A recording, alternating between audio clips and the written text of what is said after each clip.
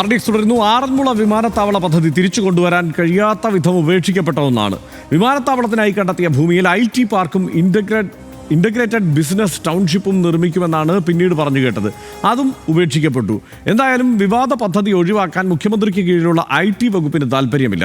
വിവാദമായ ആറന്മുള പദ്ധതി ഉപേക്ഷിക്കാനുള്ള തീരുമാനം അട്ടിമറിക്കാൻ ശ്രമിച്ചത് IT സ്പെഷ്യൽ സെക്രട്ടറിയാണ് എന്ന് രേഖകൾ തെളിയിക്കുന്നു. സാങ്കേതികമായി നിർമ്മാണം നടത്തുന്നതിൽ തെറ്റില്ലെന്ന് ശ്രീറാം സാംബശിവറാവു എഴുതിയ ഫയലിൻ്റെ പകർപ്പ് ന്യൂസ് മലയാളം പുറത്തുവിട്ടിരുന്നു. വിമാനത്താവള പദ്ധതിക്ക് പിന്നിലെ അതേ KGS ഗ്രൂപ്പ് തന്നെയാണ് ഇൻ്റഗ്രേറ്റഡ് ബിസിനസ് ടൗൺഷിപ്പ് പദ്ധതിക്ക് പിന്നിലും. പക്ഷേ KGS എന്ന പേര് മാറ്റി ടോഫൽ എന്ന പേരിൽ സർക്കാരിനെ സമീപിച്ചതും അത്ര സാധാരണമല്ല. വിവാദ പദ്ധതിക്ക് പിന്നിലെ IT സെക്രട്ടറിയുടെ ഇടപെടൽ എന്തായിരുന്നു? RDX റാപ്പ് പരിശോധിക്കുന്നു. പദ്ധതി ഉപേക്ഷിക്കാനുള്ള അന്തിമ തീരുമാനം എടുക്കുന്നതിന് മുൻപ് ചില വ്യക്തതകൾ കൂടി വേണമെന്നാണ് IT സെക്രട്ടറി ശ്രീറാം സാംബശിവ റാവുവിന്റെ നിലപാട്. ആകെ ഭൂമി, കരഭൂമി, ഡാറ്റാ ബാങ്കിൽ ഉൾപ്പെട്ട ഭൂമി, 2008 മുൻപ് തരം മാറ്റിയ ഭൂമി, ചതുപ്പ് നിലങ്ങൾ എന്നിവയുടെ കണക്ക് ജില്ലാ കളക്ടറോട് തേടണമെന്നാവശ്യം. മാത്രമല്ല, പദ്ധതിയുടെ ആദ്യഘട്ടം കരഭൂമിയിലും രണ്ടാം ഘട്ടം 2008 മുൻപ് തരം മാറ്റിയ നെൽവയൽ ഭൂമിയിലും ആയതിനാൽ സാങ്കേതികമായി ഇവിടങ്ങളിൽ നിർമ്മാണം നടത്താമെന്നും IT സെക്രട്ടറി വാദിക്കുന്നു. ഒരർത്ഥത്തിൽ KGSൽ നിന്ന് പേരുമാറ്റി ടോഫലായ കമ്പനിയുടെ അതേ വാദം. നിർദ്ദിഷ്ട പദ്ധതി പ്രദേശത്തിന് 90% വയലാണെന്ന് കൃഷിവകുപ്പ് വ്യക്തമാക്കിയിട്ടുണ്ട്. ഇതുകൂടി പരിഗണിച്ചാണ് പദ്ധതി ഉപേക്ഷിക്കാൻ ചീഫ് സെക്രട്ടറി അധ്യക്ഷനായ യോഗം തീരുമാനിച്ചത്. എന്നാൽ ഈ തീരുമാനത്തെ അട്ടിമറിക്കാനുള്ള നീക്കമാണ് IT സെക്രട്ടറിയുടെ ഭാഗത്തു നിന്നുണ്ടായത്. ഇതോടെയാണ് കളക്ടറിൽ നിന്ന് റിപ്പോർട്ട് തേടാൻ ചീഫ് സെക്രട്ടറി നിർദ്ദേശം നൽകിയത്. IT സെക്രട്ടറിയുടെ നിലപാടിനെതിരെ CPI നേതാക്കളും മന്ത്രിമാരും രംഗത്ത് വന്നു. CPIM പത്തനംതിട്ട ജില്ലാ നേതൃത്വവും വിമർശനവുമായി എത്തി. പരിസ്ഥിതിക്ക് ദോഷം വരുന്നുവെന്നും സമ്മതിക്കില്ലെന്നാണ് നിലപാടെന്നും CPI-CPIM നേതാക്കൾ വ്യക്തമാക്കി. RDX rap news Malayalam.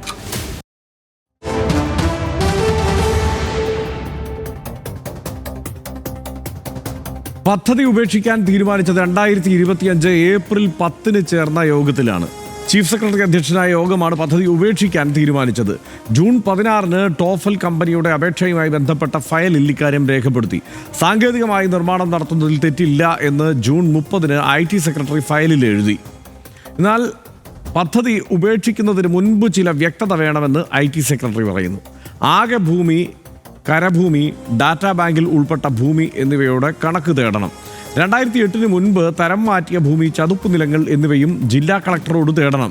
Pathanamthitta കളക്ടറോട് ഈ മാസം 2 ചീഫ് സെക്രട്ടറി റിപ്പോർട്ട് തേടി. പദ്ധതി പ്രദേശം 90% നിലമാണ്, ഡാറ്റാ ബാങ്കിൽ ഉൾപ്പെടുന്നതാണെന്നും കൃഷിവകുപ്പ് വ്യക്തമാക്കിയിട്ടുണ്ട്. ആറന്മുള വിമാനത്താവളത്തിൻ്റെ പേരിൽ നികത്തിയ ഭൂമി പൂർവ്വസ്ഥിതിയിൽ ആക്കണം എന്നുമാണ് കൃഷിവകുപ്പിൻ്റെ ആവശ്യം. വിമാനത്താവളം വരില്ല, പരിസ്ഥിതി പ്രശ്നങ്ങൾ ഉണ്ട്, ജനകീയ പ്രതിഷേധങ്ങൾ കാരണം വിമാനത്താവള പദ്ധതി ഉപേക്ഷിച്ചിട്ടുണ്ട്. ഇതൊക്കെയാണ് അവിടുത്തെ സാഹചര്യം. വിമാനത്താവളം ഉദ്ദേശിച്ച സ്ഥലം പ്രധാനമായും നെൽവയലുകളും തണ്ണീർത്തടങ്ങളും ഉൾപ്പെടുന്നവയാണ്. വയൽ നികത്തുന്നതിനെതിരെ വലിയ പ്രതിഷേധങ്ങൾ ഉയർന്നു വന്നിരുന്നു. പദ്ധതിക്ക് നൽകിയിരുന്ന പാരിസ്ഥിതിക അനുമതി ദേശീയ ഹരിത ട്രൈബ്യൂണൽ റദ്ദാക്കുകയും ചെയ്തു. LDF അധികാരത്തിൽ വന്നപ്പോൾ വിമാനത്താവള പദ്ധതി സമ്പൂർണ്ണമായി ഉപേക്ഷിച്ചു. പദ്ധതി പ്രദേശത്ത് വീണ്ടും കൃഷി ഇറക്കാനുള്ള നടപടികളും സർക്കാർ സ്വീകരിച്ചു. പക്ഷേ കമ്പനി വേഷം മാറി വരികയാണ്. ടോഫൽ കമ്പനിയാണ് ഇൻ്റഗ്രേറ്റഡ് ബിസിനസ് ടൗൺഷിപ്പ് നിർമ്മിക്കാൻ അപേക്ഷ നൽകിയത്. വിമാനത്താവളം നിർമ്മിക്കാൻ ഉദ്ദേശിച്ച KGS ഗ്രൂപ്പാണ് പേര് മാറ്റി ടോഫൽ കമ്പനി ആയത്. പക്ഷേ ഇതിപ്പോൾ നടപ്പാക്കില്ല എന്ന് വളരെ വലിയ പ്രതിഷേധങ്ങൾക്കൊടുവിൽ നടപ്പാക്കേണ്ടതില്ല എന്ന് സർക്കാർ തീരുമാനിച്ചു. അത് ഒരു നയപരമായ ഒരു തീരുമാനമായിരുന്നു. ആ നിലയ്ക്ക് സർക്കാർ തീരുമാനമെടുത്തതാണ്. പക്ഷേ എന്നിട്ടും ഇത് വീണ്ടും തിരിച്ച് കുത്തിപ്പൊക്കി കൊണ്ടുവരാനുള്ള താല്പര്യം സ്വാഭാവികമായും കമ്പനിയുടേതായിരിക്കും. ഒന്നാമത്തെ താല്പര്യം. അവിടെ എന്താണ് ഈ IT വകുപ്പിന് താല്പര്യം?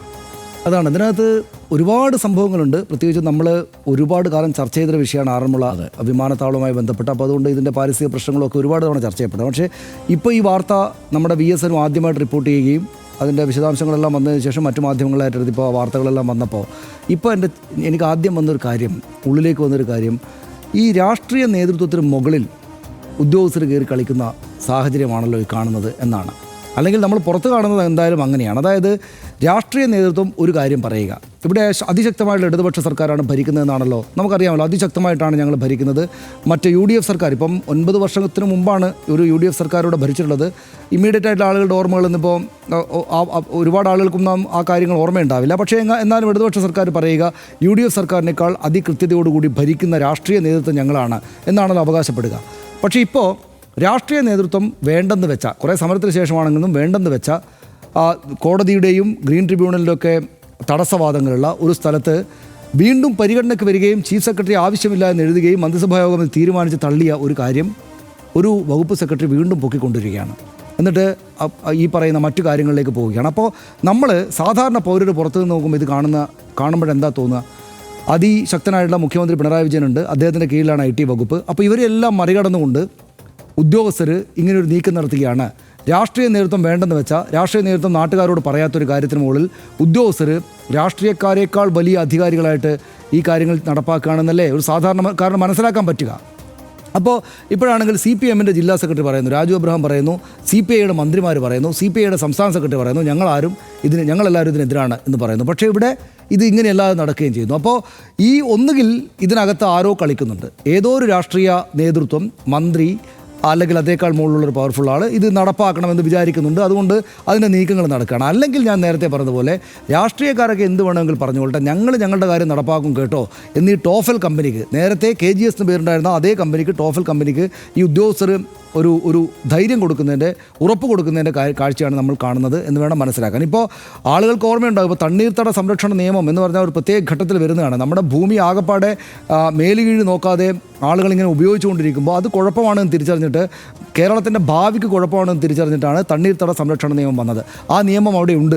ആ നിയമം അവിടെ ഉണ്ടായിരിക്കെ ഇങ്ങനൊരു കാര്യം ചെയ്യാൻ വേണ്ടി പാടില്ല. ഇപ്പോൾ വിമാനത്താവളമല്ല, അവിടെ മറ്റൊരു പ്രൊജക്റ്റാണ് വരുന്നത്, ഈ പ്രൊജക്റ്റ് നമുക്ക് ആവശ്യമുള്ളതാണ് എന്ന് പൊതുസമൂഹത്തെ ബോധ്യപ്പെടുത്തിക്കൊണ്ട് രാഷ്ട്രീയ നേതൃത്വത്തിൽ നടപ്പാക്കുകയും അത് ഉദ്യോഗസ്ഥരോട് പറയുകയും അങ്ങനെ മുന്നോട്ട് പോവുകയാണെങ്കിൽ കുഴപ്പമില്ല. പക്ഷേ ഇതിപ്പോൾ ഗ്രീൻ ട്രിബ്യൂണലും കോടതിയൊക്കെ നിഷേധിക്കുകയും പാരിസ്ഥിതിക പ്രശ്നമുണ്ടെന്ന് മനസ്സിലാക്കുകയും ചെയ്ത സ്ഥലത്ത് രാഷ്ട്രീയ നേതൃത്വം മിണ്ടാതെ ഇരിക്കുകയല്ല, അവർ എതിർക്കുന്നുണ്ട്.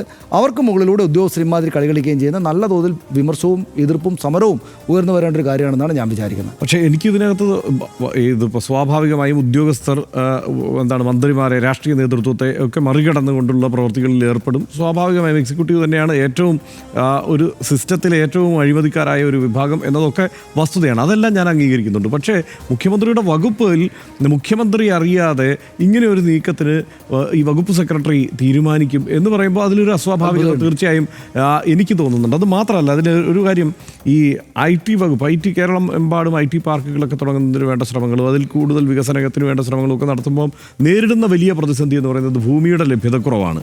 അപ്പോൾ ആ ഭൂമിയുടെ ലഭ്യതക്കുറവ് പരിഹരിക്കാൻ തക്കവണ്ണം ഇവിടെ ഈ തരം മാറ്റിയതല്ലാത്ത, അല്ലെങ്കിൽ തരം മാറ്റിയതും കരഭൂമിയായിട്ടുള്ളതും ഒക്കെ എത്രയെന്ന് കണ്ടെത്തിക്കൊണ്ട് അവിടെ ഒരു IT പദ്ധതി ആ നിലയ്ക്ക് കൊണ്ടുവന്നാൽ, അതായത് നിലം ഒഴിവാക്കിക്കൊണ്ട് മറ്റു പ്രദേശത്ത് ഒരു പദ്ധതി കൊണ്ടുവന്നാൽ തരക്കേടില്ല എന്നുള്ള ഒരു ചിന്ത ഒരുപക്ഷെ ഉണ്ടായിക്കൂടായില്ലല്ലോ. അതിൻ്റെ തുടർച്ചയായിട്ടുള്ള ഒരു നീക്കമായിരിക്കും. അതുകൊണ്ടായിരിക്കും തരം തിരിച്ച് ഇത് ഓരോന്നും എത്രയാണ് എന്നുള്ളത് അറിയണം എന്നുള്ള ഒരു നോട്ട് ഈ IT സെക്രട്ടറി എഴുതുന്നത്. ഒരുപക്ഷെ തീർച്ചയായും. പക്ഷേ അതിൽ പ്രശ്നം എന്താണെന്ന് വെച്ച് കഴിഞ്ഞാൽ, ഇത് ഉപേക്ഷിക്കപ്പെട്ട ഒരു പദ്ധതി ആയിരിക്കെ അതിൻ്റെ തുടർനീക്കങ്ങളെല്ലാം നേരത്തെ പറഞ്ഞതുപോലെ സുതാര്യമായിരിക്കണം, മുഴുവൻ ആളുകളും അറിഞ്ഞിട്ടുള്ളതായിരിക്കണം. ഇതിൻ്റെ മറ്റെന്തെങ്കിലും ഒരു ആലോചന ഉണ്ടെങ്കിൽ അത് പ്രഖ്യാപിക്കേണ്ടത് രാഷ്ട്രീയ നേതൃത്വമായിരിക്കണം, തിരഞ്ഞെടുക്കപ്പെട്ട ഭരണകൂടമായിരിക്കണം. അല്ലാതെ വകുപ്പ് സെക്രട്ടറി ഒരു നോട്ട് എഴുതിയിട്ട് ആ പദ്ധതിക്ക് എന്ന് വെച്ചാൽ ഇല്ല എന്ന് തീരുമാനിക്കപ്പെട്ട ഒരു പദ്ധതിക്ക് ശകലം ജീവൻ, ഓക്സിജൻ കൊടുക്കാനായിട്ട് പോകുന്ന ഒരിടപാട് അത് ശരിയായില്ല എന്ന് തന്നെയാണ് പറയാനുള്ളത്. ഉപേക്ഷിച്ചു പോയ ഒരു പദ്ധതി തിരിച്ചു വരുന്നതിനെ അത്ര നിഷ്കളങ്കമായി എന്തായാലും കാണാൻ കഴിയില്ല. നമ്മുടെ നാട്ടിൽ വികസനം വരേണ്ട എന്ന് RDXന് അഭിപ്രായമേ ഇല്ല, സർക്കാരിനും അതുണ്ടാവില്ല. ഏക്കർ കണക്കിന് കൃഷി നശിപ്പിച്ച് തണ്ണീർത്തടങ്ങളുടെ നീരൊഴുക്ക് തടസ്സപ്പെടുത്തിക്കൊണ്ടാണ് വിമാനത്താവള പദ്ധതി വരുന്നത് എന്ന കാരണത്താലാണ് ആ പദ്ധതി പൂർണ്ണമായി ഉപേക്ഷിക്കേണ്ടി വന്നത്. അതേ കാരണങ്ങൾ ഇപ്പോഴും നിലനിൽക്കുന്നുണ്ട്. വിമാനത്താവളം IT ക്ലസ്റ്റർ ആകുമ്പോഴും അതേ വിമർശനങ്ങൾ അതേ അളവിൽ അവിടെ തന്നെയുണ്ട്.